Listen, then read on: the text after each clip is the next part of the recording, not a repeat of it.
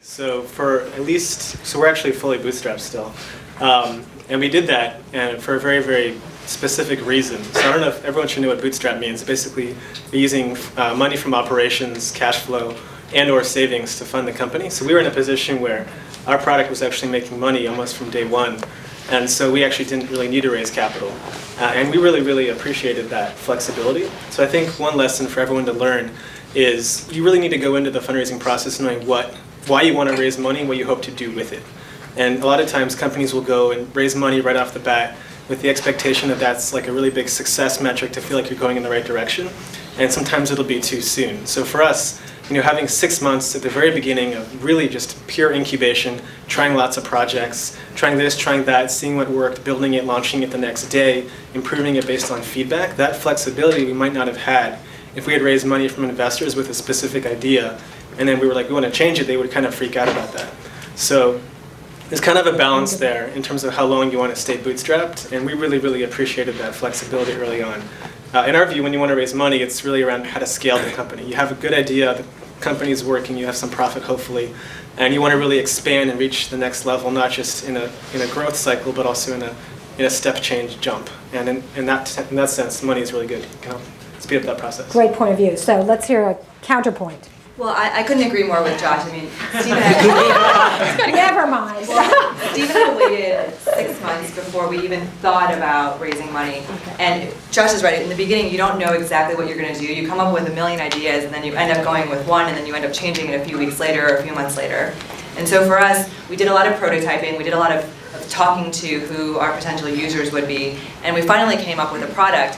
And we said, okay, well, we don't want to look someone in the eye and ask them to write us a check until we know that this thing works and we know that this is something that people will actually want and that they'll pay for and that they'll use. And so our criteria really was about having paying customers and real market validation before we would even pitch to even an angel, much less a VC.